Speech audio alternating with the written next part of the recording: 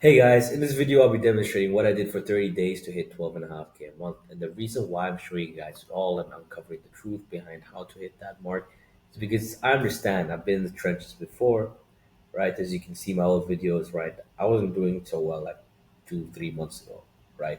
But I made a few adjustments within my agency. I got myself a mentor, I made those adjustments, and now I hit 12.5K a month, right? So I'm going to uncover those truths and I'm going to tell you what I changed in my agency in order to hit 12.5K in less than 30 days, right? So SMMA is quite simple, right? In order to hit 10K a month, you're going to need three things. You're going to need one, you're going to need appointments.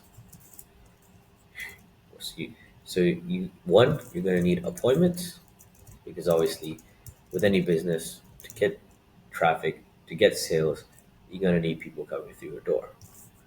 You're gonna need sales because without sales, you're not gonna close these clients. If you don't close these clients, you're not gonna have any clients, right? Most gurus fail to tell you how many clients you need in order to actually know how to run service delivery and do everything. And all of that comes from sales. So they don't focus on the selling aspect of SMA. So most of these gurus out there, Matt Shields, uh, Joshua Rivera, all these big guys, the big names in SMA.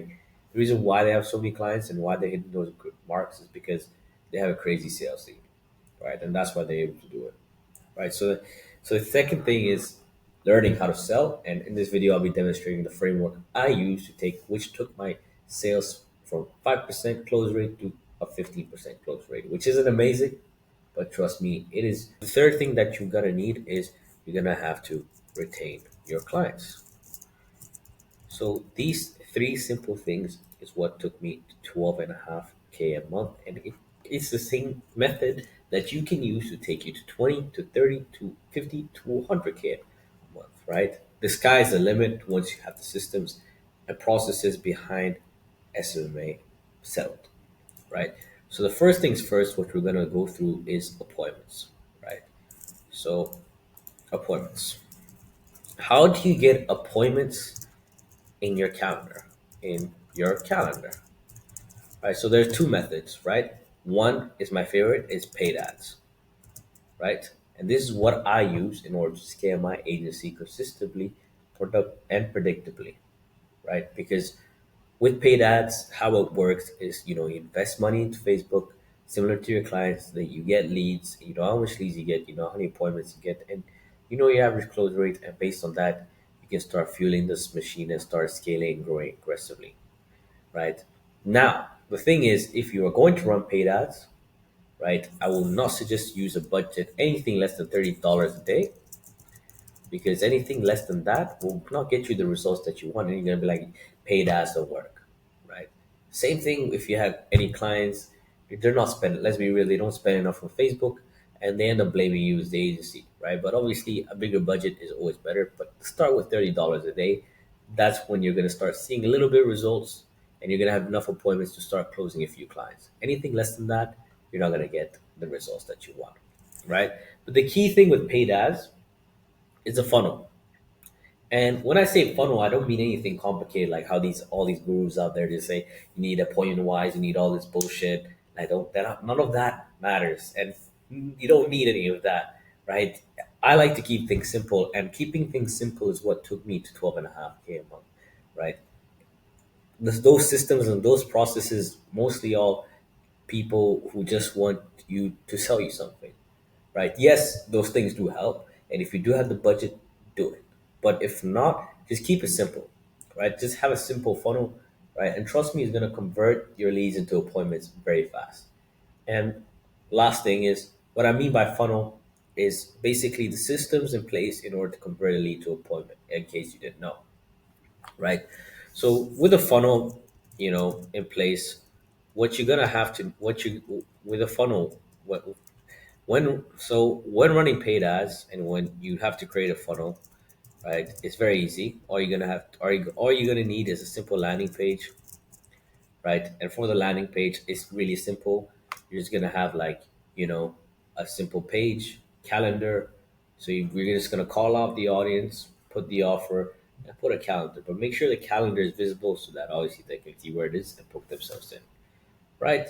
After the calendar, just they click the form, give them a thank you page. In the thank you page, just say what are the next steps that they're gonna receive an SMS confirmation or whatever the next steps are after they submit their availability, right? So landing page, thank you page, and appointment reminder. So it's important that, or this would definitely help you if you get go high level, right? Is just having systems in place to remind them of their appointment, just SMSs and emails, so that they have sequence. So you have sequences in place just to remind them that they do have an appointment at this time, and this will just help you with show rate. So when it comes to a funnel, that's pretty much what it is. And with paid ads, that's what you're gonna have to do. Is you're gonna have to run broad targeting campaign, $30 a day, call out your niche, call out the offer, just let it run, right?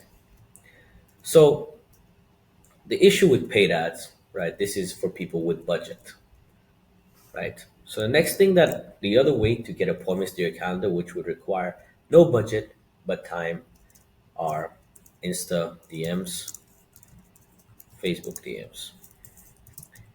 So with Insta DMs and Facebook DMs, what you're gonna have to need is you're gonna need a lot of volume, right?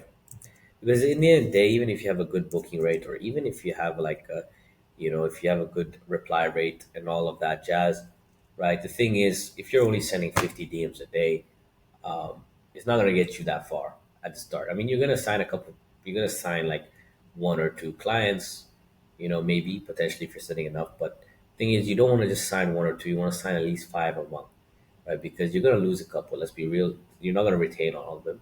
And you can't be spending your time worrying about where your next client's coming in. So you're going to have to send hella DMs, right? So at the start, what you're going to do is send a minimum of 50, right? Send a minimum of 50 to see some results. And once you want to start scaling to 250 to 300, second cold outreach strategy that you can use, right? And ignore these numbers, they're not accurate. Is you can use you do cold calling, right? Cold calling, right? Just create a simple script online and just scrape some leads. Just call them, right? Just do it. No balls. Just go right into it. Call them and just book a couple meetings. In my opinion, this is the simplest way to book appointments in your calendar, right? And once you get the hang of it, you can definitely hire a bunch of VAs on a commission basis to do the calling for you, right? You can just go online, Upwork or Fiverr, post a job up, hire a couple cold callers, and what you're gonna do next is get Apollo or get someone to scrape leads for you. Scrape like 10,000 leads, just go ham, book yourself hella meetings, right? So yeah, with paid ads. So with appointments, you have three ways you can do paid ads, create a whole funnel and all that jazz, and get appointments to your calendar, right? Or you can do Insta DMs, Facebook DMs, hire VAs on commission, or cold calling. So to get appointments in your calendar is pretty simple. We can do paid ads, run $30 a day at the start, close a couple, and reinvest it to get, to the results that you want. Insta DMs, Facebook DMs, start at 50. Once you get a hang of it, increase the volume, and you can do that by obviously slaving your time away or obviously hiring VAs a commission to do that for you. Third strategy that you can use, but this is also is cold calling, right? And cold calling, you can either do it yourself, right? Which I highly suggest at the start before you delegate anything, learn how it works so that you can start hiring people on commission, right? And teach them and train them how to do it so that you guys can book hella meetings into your calendar, right? Now that you're booking appointments in your calendar, what you're gonna have to do is close these clients, right? You're gonna have to learn how to sell, right? You're gonna have to learn sales, right? Because sales is the hard part, right? Booking appointments is quite simple as volume at the start, right? So if you can't close them, you're kind of screwed, right? And for that, it's pretty simple. There are five steps in my favor of selling, which took me personally from a 5% close rate to a 15% close rate. There is, first of all, there is the report, trust. Then there is the discovery flow. Third, there is the pitch. Second of all, fourth of all, price, and then objection handling. Now, the key with sales, right? The key thing that you want to do is you want to have an objection that's closed because that's the best way to close a person, right? And how you do that is with rapport and trust. What you want to do here is you just want to pass the baton a couple times. Just ask them how are they. Don't ask them like the weather looks nice or look at that T-shirt. I like that T-shirt or some bullshit like that. They don't care about that shit, man. They know you're trying to sell them some shit. So don't ask them those questions. It will increase resistance. Just ask them a couple questions. Ask them how their week has been, and then go straight into setting the frame, right? So with the report, you're gonna set the frame, and what I mean by setting the frame is just tell them what they should be expecting from this call, right? Because many people they don't ask them. So we have 45 minutes in this call. I'm gonna start asking you questions about your business, what's working right now, what you feel is the biggest challenge moving forward, to see if we can even actually help you. And if we think we're the right fit together, right, we'll show you what we got. If not, I might refer you to someone or show you what we got, right? So what you want to do is set the frame because that means you can set the intention of the call and start asking them questions accordingly and help them open up, right? It wouldn't sound random. Like imagine you just say, hi, how are you? You just start asking, oh, so how much you making monthly? Like it'll be random, right? So you just need to set the frame of the call. Then once you do that, you go into the discovery flow. So here, this is where you want to spend your most time because most sales calls are lost in the discovery phase, right? And in this phase, you're asking the questions. You're asking the hard questions, right? Because in the end, day, you're gonna get objections. So you might as well ask the questions here. Everything, just throw it at them. Even if it increases resistance, like I don't care. They're gonna give me objections at the end, so I might as well throw it at them. Ask the hard questions, right? And how I split up this discovery phase is into three parts, right? So the first one is a bit background, just asking them about their business, who they are, how long they've been in the industry for, just to get them to start talking, right? Then once I do that, is I want to find the problem, and how I find the problem is by first of all just ask them what they think is the biggest challenge right now with their business, because usually most of the time they'll just tell you, right? Then once they tell me, I go through the process of chunking down. What that essentially is just making the tangible problem intangible, making the intangible problem tangible. So that means asking them questions and probing around certain things that they tell you to make sure that they actually are aware they have a problem, right? Because most of these guys are going to tell you very vague stuff, right? But it's your duty as a closer to ask them follow-up questions about it and probe around it to blow it out of proportion so they actually think they have a problem. So you label them with a problem. Then the next step, I'll go ask them support questions and doubt questions. So I'll just ask them questions like like about are they the sole decision maker? And if they're not the sole decision maker, I'll ask them like are their partners supportive of them making decisions on the call X, Y, and Z. And with trust and with doubt questions, what I essentially want to do here is I just want to make sure that the prospect is saying that he can do this by himself, right? And the reason why I'm doing that, I'm trying to gather the information as to why he didn't, why everything else has failed, and why is he in the current situation he is in. As well as that, I want to make sure that the prospect can say, "I don't know how to do this on my own." And if he says that, and if he knows that he has to make a change, right, and he can't do it on his own, then you got it, right? Then, as well as that, in this part of the sales call, I also want you to go through, you know, ask him the why now. Why is this important to him right now? What would happen if nothing changes?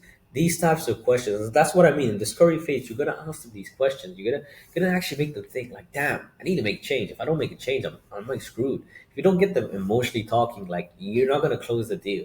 So the key part in the discovery flow is to get probe around the pain, get them emotionally locked in with the call. And if you do that, you're definitely gonna close them, right?